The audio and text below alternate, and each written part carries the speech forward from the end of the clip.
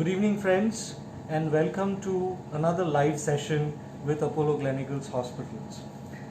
Today we have Dr. Sita Ramamurthy Pal. She's the gynecologist at Apollo Gleneagles Hospitals, Kolkata. And the discussion today is on hypertensive disorders in pregnancy. Good evening, ma'am. Good evening. If you could just brief our audience about the topic we have. Yeah, so good evening, friends. I know during this COVID times I have to talk to you like this, not in person, and that too with the mask on. But it's more important that you hear what I say rather than see what you can see.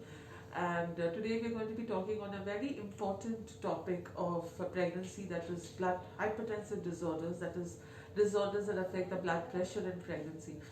And these can affect right from the beginning to the end of the pregnancy. It can affect the mother, the baby, in a lot of ways which we are going to discuss about. And the COVID pandemic has actually reduced the number of patients coming to the hospital for different reasons, and so we are increasingly seeing numbers of patients who are coming in the last minute as emergency. So we don't want that to happen as well. So awareness is also the key to prevent such problems. Discussing hypertensive disorders during pregnancy. The first question that comes to mind is, what is hypertension in pregnancy? Yeah. So in pregnancy, because of the normal changes that happen in the body, we have to take into account those factors. And so normally what that would be considered as high for or normal for a non-pregnant person, it would not be the same for a pregnant woman. So any blood pressure that blood pressure is always divided into a systolic part, which is the the numerator part, and the diastolic part, which is the denominator part. So in pregnancy, any systolic blood pressure that is equal to or more than 140 millimeters of mercury, and the diastolic that is equal to or more than 90 millimeters of mercury is considered as hypertension in pregnancy, and we need to monitor that. One reading you will not label a person as hypertension, but you have to serially record that and then make sure that it is increasing or staying like that. So that is hypertension in pregnancy. And are there any types of hypertension in pregnancy? Yes, if we consider hypertension in pregnancy, it can it's something called gestational hypertension, which starts. Gestational means pregnancy related, so it starts only in pregnancy. So it's picked up only after the 5th month, or rather, in medical terms, after the 20th week of pregnancy. So that is gestational hypertension, and usually it settles after delivery. This gestational hypertension will become severe with presence of protein in the urine, as we call it sometimes, or if it affects the baby, then it leads to something called preeclampsia, which is quite severe and can happen early or late. And then there is something called chronic hypertension, which means that the mother already is having hypertension, and then she falls pregnant while she is having the hypertension. So that is chronic hypertension, and obviously these women are at higher risk of the blood pressure getting worse in pregnancy and developing these complications like preeclampsia, or even for that matter eclampsia, which is the worst spectrum of the hypertensive disorders in pregnancy. So, if we can just elaborate on how it can affect the pregnant mother. Yeah. So, as I said, if a woman embarks on a pregnancy with hypertension, that is, she's already had chronic hypertension, this hypertension can get worse, either because the medicines are not enough, or the pregnancy, the body is not able to handle the pressures of the pregnancy, and so the blood pressure shoots up. And so the blood pressure can get uncontrolled. She can have, as I said, preeclampsia with the swelling of the feet, the whole body gets swollen up.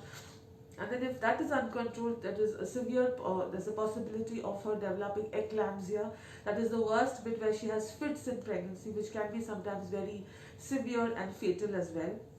And because of all these problems, she can have bleeding in pregnancy, both before delivery. During delivery, there is a chance of increasing loss of blood and after delivery as well.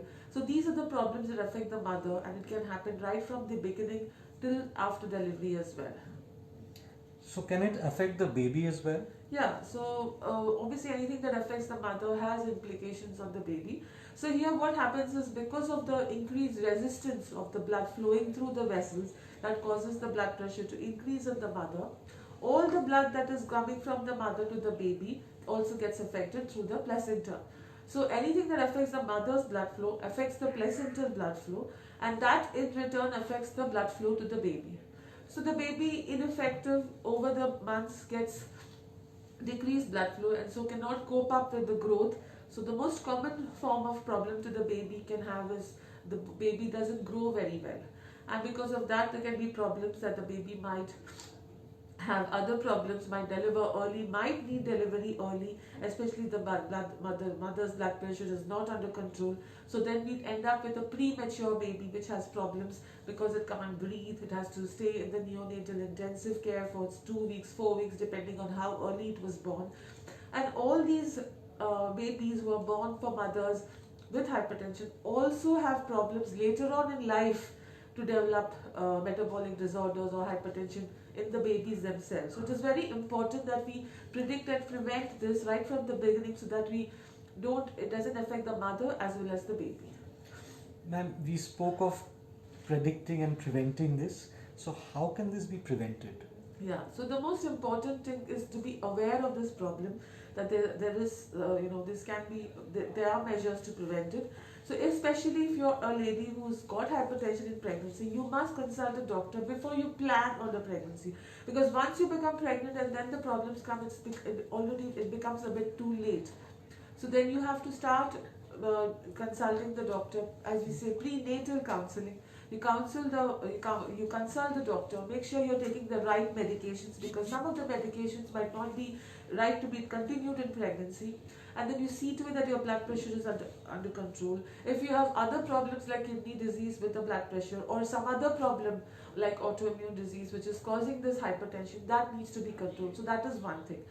Nevertheless, even if you fall pregnant, there are some things in the first 3 months of pregnancy, even for a mother who is a first time, or she has twins or anything like that, which we tend to say that they are at high risk.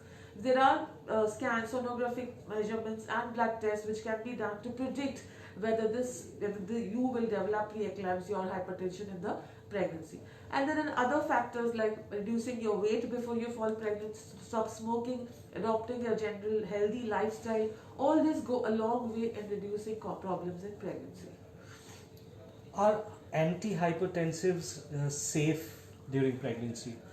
Yeah, most of them are, but a few of them, as I said, are not very good because they can cause problems in the baby. Like a class of drugs called ACE inhibitors.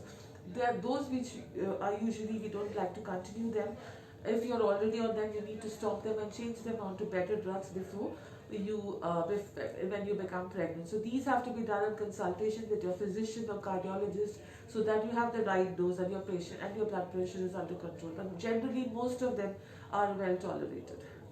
Then we discussed about the preventions. Let's speak about the detections. So what are the warning signs that we should look for? So if your doctor has told you that you have blood pressure in pregnancy, or you already had blood pressure before, most important is not to skip your medication, because many people think that taking medicines might affect the baby, but they tend to forget, or they don't realize that not taking the medicines will increase the blood pressure and cause more problems. So make sure that you are compliant with all the medications that you're taking. And if it's possible to measure your blood pressure at home, especially during this COVID times, it's important, because if you're on medication, it is important to see whether your blood pressure medicines are enough or adequate to control your blood pressure. And at any point in time, if you feel unwell, your head is aching, or you're feeling generally restless, you feel nauseous, any of these symptoms, you need to let your doctor know. These things, especially in the later stages of pregnancy, can predict worsening of the disease. So these would be the warning signs. Any amount of pain in the abdomen, or if you have any bleeding or discharge, all these could be telltale signs of worsening hypertension in pregnancy. Are there any specific do's and don'ts that they need to follow? Yeah, a lot of misconceptions revolve around this hypertension in pregnancy. Like the first thing they say, just stay in bed, don't move out. And I think that is the worst thing anybody can do. It's not going to be of any help. In fact, it will make the circulation less, and you might end up having clots. So I think bed rest is a complete no-no. Even if you have to get hospitalized, most of the doctors nowadays will not advise a complete bed rest. That is one thing. So secondly, be mobile, be normal, and that is how you need to say that despite being normal, your blood pressure is under control or not. Secondly, if your blood pressure is, if you had blood pressure in pregnancy, reducing your salt will not help, because this is not a this is a different type of blood pressure in pregnancy which is not affected by salt. So you don't need to cut your salt intake, and just have a normal diet, and just make sure you're taking the right medications. Thirdly, other lots of things like fish oils and vitamin E and a lot of other things have been used, but none of them actually have been proven to be useful. So that is the don'ts. The do's, I would say, is to maintain a healthy lifestyle, reduce smoking before pregnancy, reduce your weight, and keep your exercising as well during pregnancy as much as possible. So those go a long way in helping to control your blood pressure. And what would be the chances of recurrence of this? Well, generally we say that any woman who's had hypertensive disorder in pregnancy, especially if it's early, the chances of happening early means before in the first 5 months of pregnancy if she develops, then the risk of it happening again is almost like 20%. 1 in 5 women will have it. But overall, if it is like she's developed later in pregnancy, it's still about 10 to 12%. So it is important that if you had a problem in the previous pregnancy, you will have to be monitored in the second pregnancy as well to make sure you don't develop complications. And as I said, these problems can have an impact on your later lives as well. So women who had blood pressure problems in pregnancy tend to develop even later in life when they become 40, 50, the blood pressure problems. So that is why they have to continue maintaining their lifestyle throughout their life, modify the lifestyle and maintain weight and not increase weight, and monitor the blood pressure as well.